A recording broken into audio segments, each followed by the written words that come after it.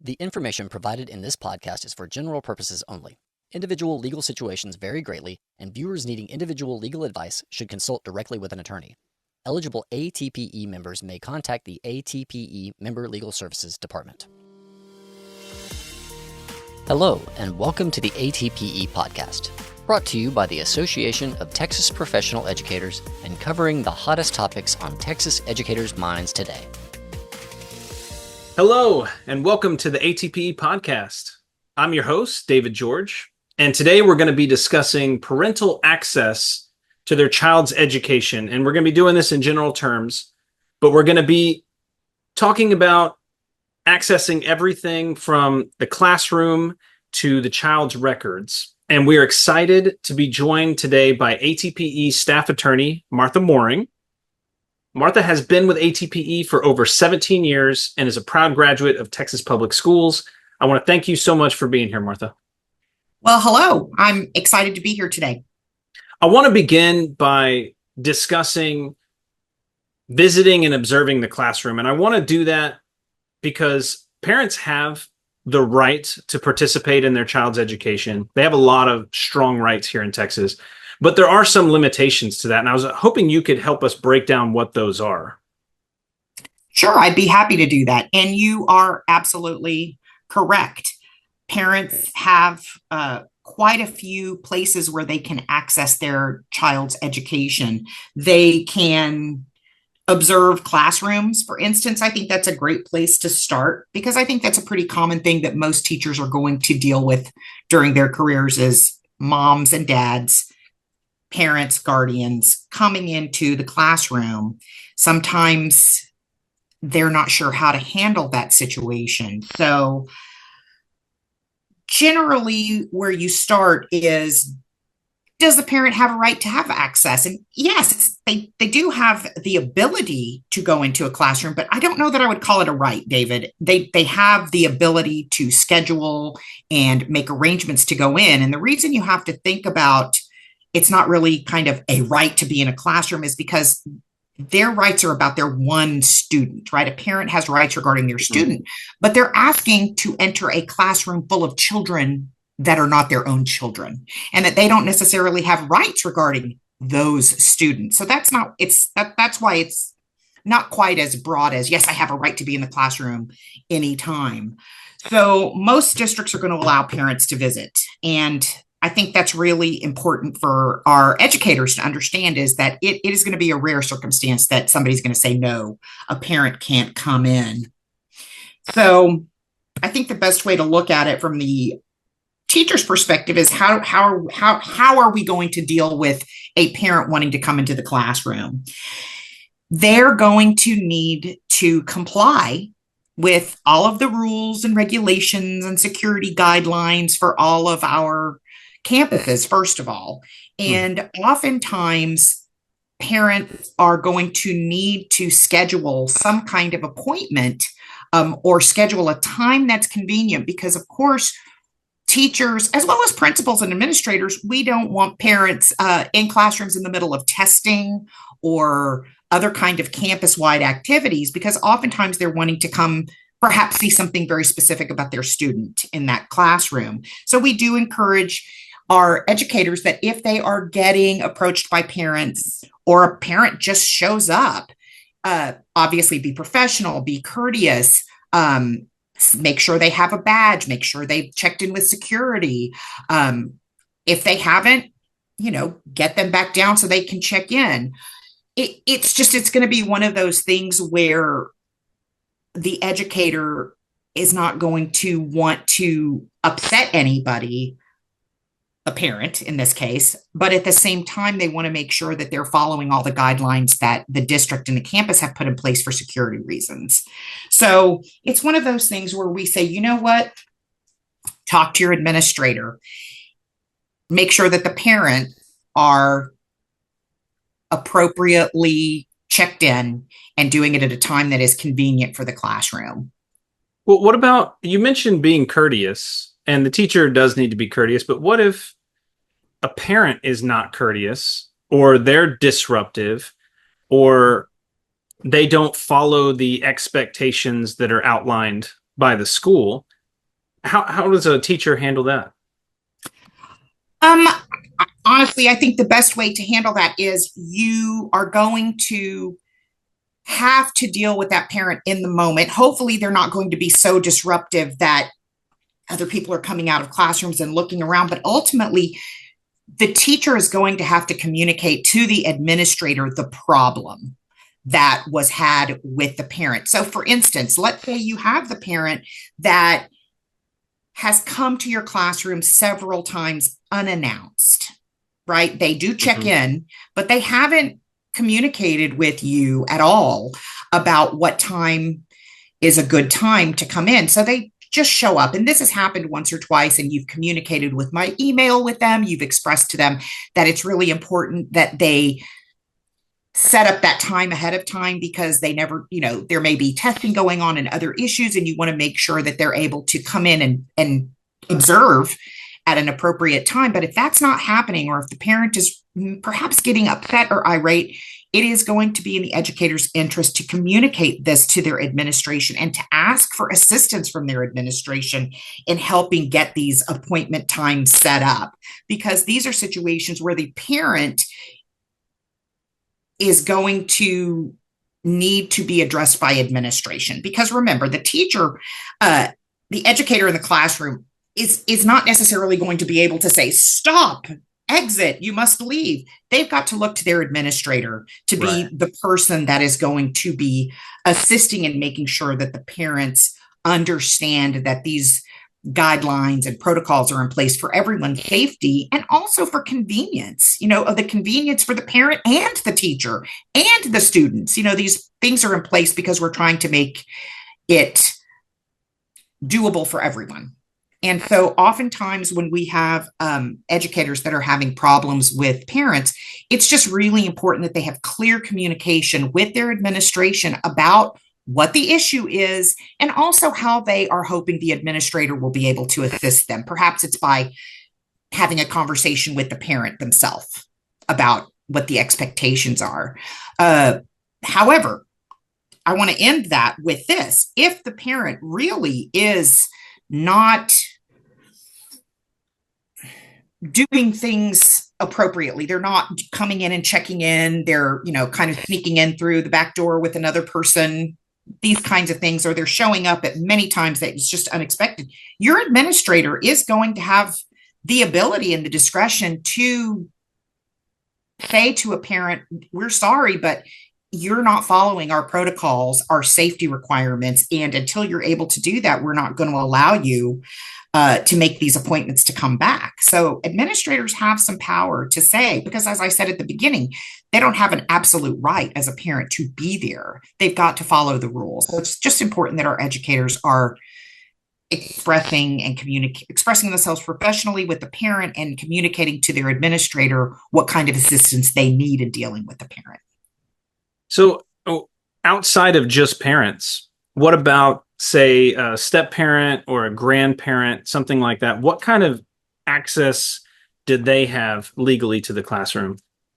That's actually a really good question. It comes up, I think, a lot more than some people might expect. So mom and dad, no problem. You may have parents that are divorced. So like you said, you may have step parents. Sometimes you have situations where grandparents are guardians or an aunt or an uncle is a guardian. If an educator is unsure about who has access to the classroom or to records or to grades or anything like that, they must bring that to the attention of the administrator, because the reality is that the administrator likely, especially if there's guardianships, legal custody battles, or some kind of legal issues regarding parents, the administrator is going to likely know who has access and who doesn't have access, because they've been notified or perhaps even given copies of orders from the court about access to these classrooms. So it is not in the administrator's interest to make those decisions themselves about who has access. They really need to say to the principal, hey, for instance, I have a grandparent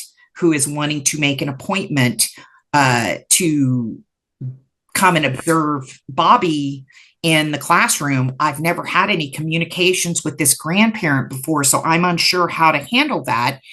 Administrator, is this a person that is supposed to have access? And can you please give me some guidance on that?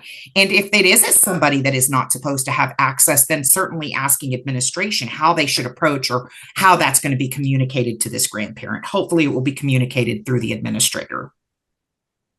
So beyond just parents or grandparents' access to the classroom, you also mentioned access to records. So I was hoping maybe you could explain what type of records we're talking about here. Are we talking about grades? Are we talking about medical records? Right. So there are federal laws and there are state laws, and both of those provide parents pretty substantial access to information and records, like you said. And specifically, I think not a cumulative list, but a list that would be probably helpful and will cover quite a few things, are things like attendance records, test scores, disciplinary records, grades, counselor evaluations, psychological records, things like that are things that the parent is going to be able to get access to for their own student.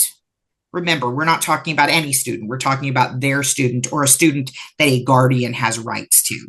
So yeah, David, there are quite a few Texas and federal laws that allow access for parents to get information and to see records. Records such as attendance records and grades and disciplinary records and counseling records and test scores, behavior reports, things like that. Those are definitely going to be things that parents are going to have access to, not the general public, but a parent specifically. It's not a complete list at all. There's an exhaustive list in the education code, and there are probably things that even the education code indicates this is not an exhaustive list. But pretty much any record that is related to a student, to their child, is going to be accessible to a parent. So you said everything they communicate through email. Is that correct? Yeah, please explain how that works and what educators might want to do to protect themselves in a situation where their emails the parents might have access to those. Absolutely. That's a really good question. So every time an educator or a teacher is communicating about a student, about things related to work and student records, sometimes they're going to communicate verbally, but most of the time things are going to be communicated through emails. They're going to be communicated in reports. They're going to be communicated in referrals, evaluative documents regarding students, perhaps even text messaging, group messaging, things like that. They are all going to be forms of communication, and educators need to be thinking about the fact that a parent or a guardian can access and likely view all of those things, even things that may be sent through a text message. If it's related to their child, they have to keep that in mind when they are writing referrals or responding to a request for information from their principal about a student or about a situation with a parent. For instance, they say, hey, I've got parent X, and she had mentioned having a phone call with you yesterday and was upset. Can you please give me some information about that? Well, when you respond to that as a teacher, you've got to remember that that is potentially going to be shared with the parent. They're going to be able to see that communication. So professionalism is key. Concise, clear, professional communication is going to be extremely important to an educator in all of these things. They have to keep at the forefront of their mind that a parent can see these communications. And this is even from a personal device? Yeah, so that actually is a really good point. So personal devices, when we talk about that, you know that most of us have we have our cell phones, and most teachers do not have self-issued cell phones issued by the school district. They're using their own phones, and it's ubiquitous. We group chat, we group text, we talk to our, team members about lesson plans and things like that when we're trying to organize. And sometimes that can lead to information related to a student. So rule of thumb, we truly strongly encourage our educators to use their personal devices, not at all, if possible, to stay off of them. But if they are going to use them or have used them, it is possible that they are asked for screenshots or copies of those communications from their personal phones. Now, David, I'm not talking about them handing over telephones, but they could certainly be asked to provide screenshots, for instance, of a group chat that was specifically related to perhaps an ARD that was coming up with a student, or something, a student test score or a student behavior issue that perhaps that teacher was talking to one of the other teachers that was involved. So they need to know that, yes, that could be asked for. But again, I'm not talking about them handing over phones or opening up their email. They would be asked for specific information, even if it's on a personal device.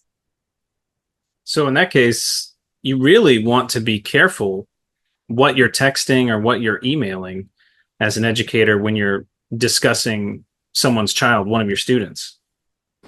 Agreed. They have to be very careful and maintain a high level of professionalism in all of their communications. That's just extremely important. I think that we get carried. How do we put that? I don't know that we get carried away. I think that an educator or teacher who is concerned and trying to deal with an issue that is sometimes going to be high stress because there are lots of moving parts, forget that all of these communications are potentially going to get shared with a parent. And my suggestion is that you truly, really have to remember that everything you are writing about a student, whether it's behavior or grades, even something as fantastic as Johnny's on the honor roll for the 18th time, these things can all be seen by a parent. So whenever they're communicating, even if it is on their cell phone to the math teacher that teaches math and you teach the science to the same fifth grade class, anything you're communicating with another person, another staff member about students could potentially be seen by a parent. And so they've got to stay professional and they've got to keep that in mind. So what about confidentiality when we're talking about student records? Are there any specific laws that pertain to that, or is this just district policy? Yes, there are actually laws in place, both at the state level and at the federal level. The one that most educators are going to be familiar with is FERPA. FERPA stands for the Family Education Rights and Privacy Act. That is a law that established that information regarding students is generally confidential and can't be shared with anyone other than that student's parent or guardian, or another educator that has a legitimate educational interest in that information without prior consent by the parent. So there is a long established and understood privacy and confidentiality in those records. And that is also something that educators need to be aware of, that just because one parent has access to their child's information, they have to be careful that they're not crossing over and accidentally giving information about another child who may have been involved in a situation, right? They can only share information about that parent's or that guardian's own child. You know, that leads into another question that I have about videotaping students or even audio taping students in a classroom. Obviously, it's not going to just be your child. There'll be other children there as well. So what kind of permission would parents need to videotape or audio tape their student in the classroom? Right. So for many, many things, actually, there's going to be what's called prior parental permission required before you can videotape or audio tape a student. There are some exceptions to that, certainly. exceptions for doing that where you don't need that prior parental permission are things like if the purpose of it is for safety, maintaining order and discipline in a common area. So like a cafeteria, for instance, a hallway, school buses. Those are places where there are cameras and public spaces, and there is not necessarily prior parental permission is not required by law. Another thing is purposes related to extracurricular activity, football games, volleyball games, for instance, things like that. A purpose related to regular classroom instruction. So that one's interesting because there may be times when, for instance, a teacher is being videotaped or audio taped for her own evaluation. So remember, I'm not talking, they're not necessarily going to be videotaping or audio taping students, right? So they're teaching a lesson and that is being audio or videotaped. Either way, that could be a situation where you don't need prior parental permission because we're not taping the students, we're taping a lesson for the teacher's evaluation. And then just general media coverage of the school. Sometimes you may have an event going on where there is a news van outside because maybe the water main broke out front, and there may be some children coming in and out of the shop because they're exiting the campus. Those are places where you're not going to need prior parental permission. However, if you are going to be recording, or you think you want to record students in a class, maybe they're going to be reading poetry for a little poetry hour, and you're wanting to make a video or audio tape these or videotape these so the parents that couldn't attend want to see their student there. Those are things that the teacher's going to need to get prior parental permission before they're doing that. Another area where teachers have questions is they have a student perhaps that is having behavior issues, and they want to get their phone and be able to show mom, this is what's happening to Bobby. Right. No, I'm going to say clearly that is not something that should be done without permission. That there needs to be prior parental permission before a teacher is going to be videotaping or making an audio tape of a student having either a meltdown or a behavior issue. That it's not going to be something that is a good idea, and it could lead to negative employment consequences for the teacher because they didn't get that prior parental permission. Well, thank you so much for joining us, Martha. This has been very enlightening. If you have any questions or feedback, you can send those to comm@atpe.org. That's COMM@atpe.org. And we encourage you to subscribe to the podcast as well as leave us a review. Thanks so much for tuning in, and we'll see you next time on the ATPE Podcast. Thanks for listening to the ATPE Podcast. For more information about becoming part of Texas's largest community of educators, please visit atpe.org.